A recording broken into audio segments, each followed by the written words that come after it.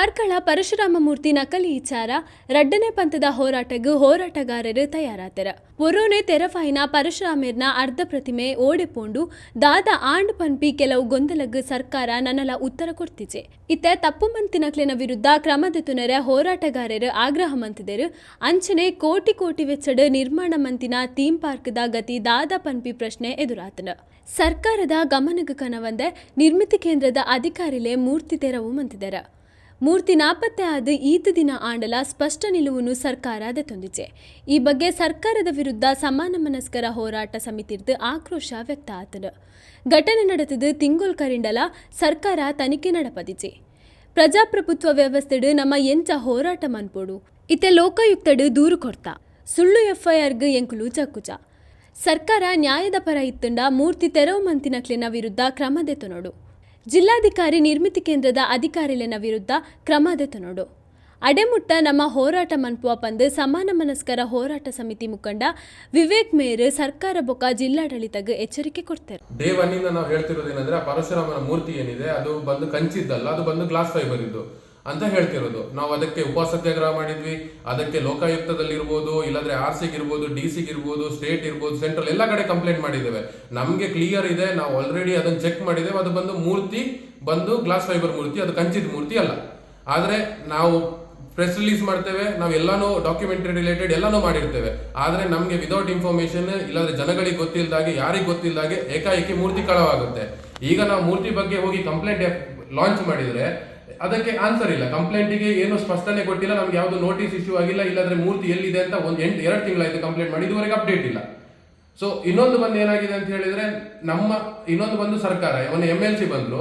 MLC ಬಂದವರು ಏನ್ ಹೇಳ್ತಾರೆ ಅಂತ ಹೇಳಿದ್ರೆ, ಸರ್ಕಾರದ ಗಮನಕ್ಕೆ ತರದೆ DC ಮತ್ತೆ ನಿರ್ಮಿತಿ ಕೇಂದ್ರದವರು ಸೇರಿ ಮೂರ್ತಿಯನ್ನು ತೆಗೆದಿದ್ದಾರೆ, ಕಳವು ಮಾಡಿದ್ದಾರೆ. ನನ್ನ ಪ್ರಕಾರದ ಕಳವೆ, ಯಾಕಂತ ಹೇಳಿದ್ರೆ ವಿದೌಟ್ ಇನ್ಫಾರ್ಮೇಶನ್ ಏನಾದ್ರು ನಾವು ತಪ್ಪು ಮಾಡ್ತಿದ್ದೆ ಅಂದ್ರೆ ಕಳವು ಮಾಡಿದ್ದಾರೆ. ಸೊ ಕಳವು ಮಾಡಿದ್ದಕ್ಕೆ ಸರ್ಕಾರ ಈಗ ಏನ್ ಆಕ್ಷನ್ ತಗೊಳ್ತಾರೆ? ಯಾಕಂದ್ರೆ MLC ಬಂದು ಆಲ್ಮೋಸ್ಟ್ 20 ದಿವಸ ಆಯ್ತು. ಒಂದು DC ಮೇಲೆ ಆಕ್ಷನ್ ತಗೊಳ್ಬೇಕು, ಇಲ್ಲಾಂದ್ರೆ ನಿರ್ಮಿತಿ ಕೇಂದ್ರದ ಅಧಿಕಾರಿಗಳ ಮೇಲೆ ಆಕ್ಷನ್ ತಗೊಳ್ಬೇಕು, ಆದ್ರೆ ಯಾರ ಮೇಲೂ ಆಕ್ಷನ್ ಆಗಲ್ಲ.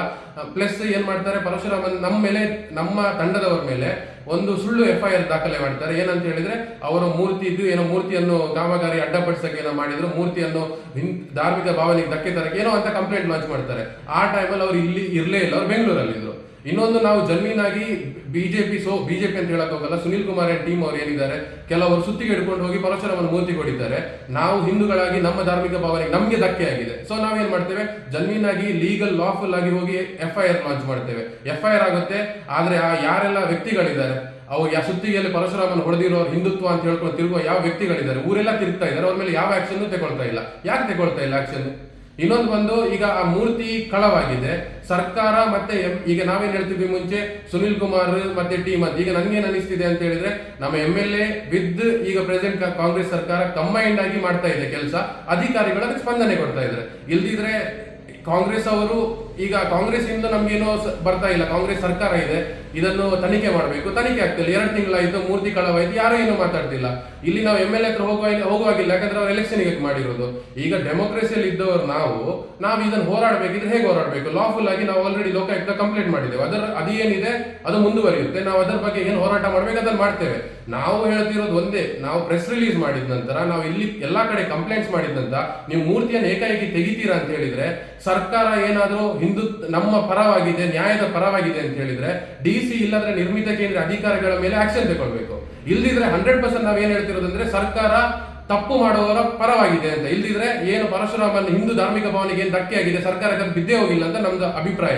ಇಲ್ದಿದ್ರೆ ದಯವಿಟ್ಟು ನಾನು ಸರ್ಕಾರ, CM ಇರ್ಬೋದು, ಚೀಫ್ ಮಿನಿಸ್ಟರ್ ಇರ್ಬೋದು, ಎಲ್ಲರ ಹತ್ರ ನಾನು ವಿನಂತಿ ಮಾಡ್ತಿರೋದು, ಹಿಂದೂ ಆಗಿ ವಿನಂತಿ ಮಾಡ್ತಿರೋದು ಒಂದೇ ಒಂದು, ಆ ಪರಶುರಾಮನ ಮೂರ್ತಿ ವಿದೌಟ್ ನಿಮ್ಮ ಇನ್ಫಾರ್ಮೇಶನ್ ಇಲ್ಲದೆ ಅಲ್ಲಿಂದ ತೆಗೆದಿದ್ರೆ ಅವರ ಮೇಲೆ ಕಾನೂನು ಕ್ರಮ ಆಗಬೇಕು. ಅವರ ಸಸ್ಪೆಂಡ್ ಆದ್ರೆ ಸಸ್ಪೆಂಡ್ ಮಾಡ್ಬೇಕು ಅವರನ್ನು.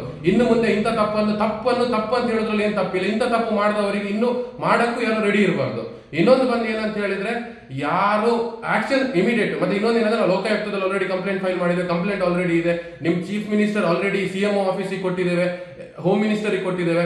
ಇದನ್ನು ದಯವಿಟ್ಟು ಕಂಪ್ಲೇಂಟ್ ಯಾರು ತಪ್ಪು ಮಾಡಿದ್ದಾರೆ ಅವ್ರು ತನಿಖೆ ಆಗುವವರೆಗೆ ಎಲ್ಲರೂ ನಮ್ಗೆ ಸ್ಪಂದನೆ ಮಾಡಬೇಕು. ಯಾಕಂದ್ರೆ ನಮ್ಗೆ ಯಾವುದು ಪಕ್ಷ ಅಲ್ಲ, ನಾವು ಕೊಟ್ಟಿರೋದು ನಮ್ಮ ಕರ್ನಾಟಕದ ಮುಖ್ಯಮಂತ್ರಿಗೆ, ನಾವು ಕೊಟ್ಟಿರೋದು ಕರ್ನಾಟಕದ ಗೃಹ ಮಂತ್ರಿ, ಎಲ್ಲ ಕರ್ನಾಟಕದ ನಾವು ಲೀಡರ್ಸ್ಗಳಿದ್ದಾರೆ, ನಮ್ದೇನೋ ಅಧಿಕಾರಿಗಳಿದ್ದಾರೆ, ಅವ್ರಿಗೆ ಕೊಟ್ಟಿರೋದು.